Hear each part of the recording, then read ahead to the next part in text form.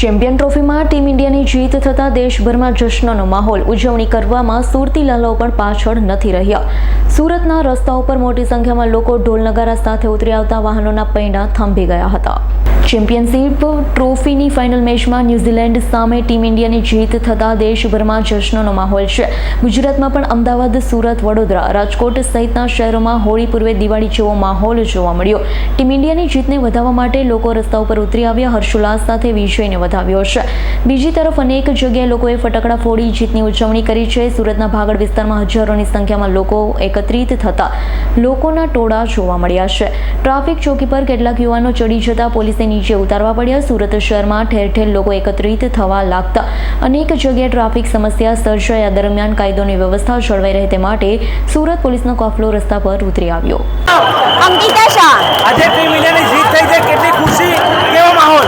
એટલી બધી ખુશી થઈ છે કે અમે લોકો જમવા પણ નથી બેઠા અને એ જોવા માટે સ્પેશિયલી પાલથી ભાગડ સુધી આવ્યા છે અને આ વસ્તુ એટલી બધી એક્સાઇટેડ છે. ટીમ ઇન્ડિયાનું પરફોર્મન્સ કેવું રહ્યું? જોરદાર.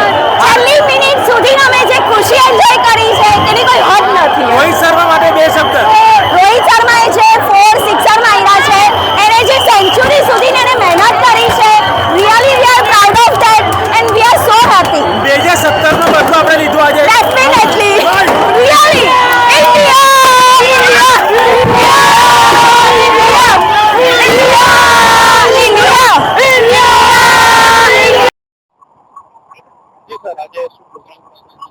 આપ જાણો છો તેમ આજે ભારત ચેમ્પિયન્સ ટ્રોફીમાં દુબઈ ખાતે ચેમ્પિયન બન્યું છે અને ન્યુઝીલેન્ડની ટીમને હરાવેલી છે. આપ જાણો છો જ્યારે બી ભારત વિજેતા બને છે ત્યારે સુરતીઓ બધા જ લોકો ભાગળ ખાતે આનું સેલિબ્રેશન કરતા હોય છે. આજે તો ભારતે જે ચેમ્પિયન્સ ટ્રોફીની અંદર વિજેતા બન્યું હોય, સુરતના તમામ સુરતીઓ આજ ભાગળ ખાતે એકઠા થયા અને આનું જબરજસ્ત સેલિબ્રેશન કર્યું. પોલીસો પણ બંદોબસ્ત સારી રીતે જાળવ્યો.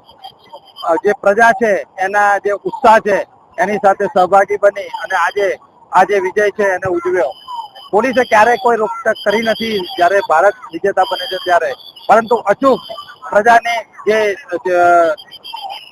સાચવવાનું હોય એ અંગે અચૂક ધ્યાન રાખતી હોય છે. આજે પણ પોલીસે પ્રજાને સંપૂર્ણપણે એન્જોય કરવા દીધી અને કોઈ પણ જાતનો લો એન્ડ ઓર્ડરનો પ્રશ્ન ઉભો ના થાય તે પ્રમાણે પોલીસે સંપૂર્ણ ધ્યાન રાખેલું હતું.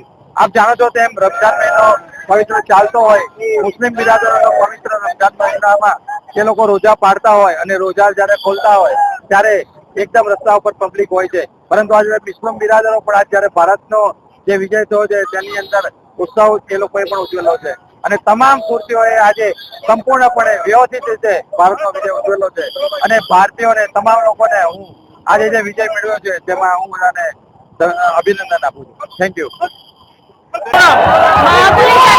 આજે ઇન્ડિયાની જીત થઈ છે, શું કહેશો, કેટલી ખુશી થઈ?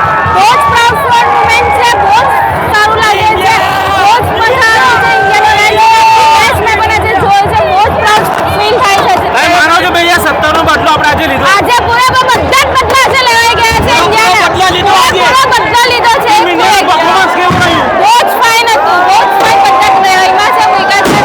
ઇન્ડિયાને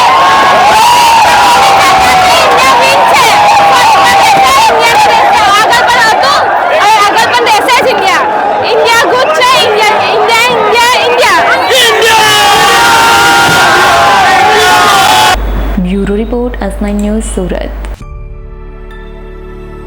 અમારી તમામ માહિતીથી અપડેટ રહેવા માટે જોડાયેલા રહો S9 ન્યૂઝ સાથે.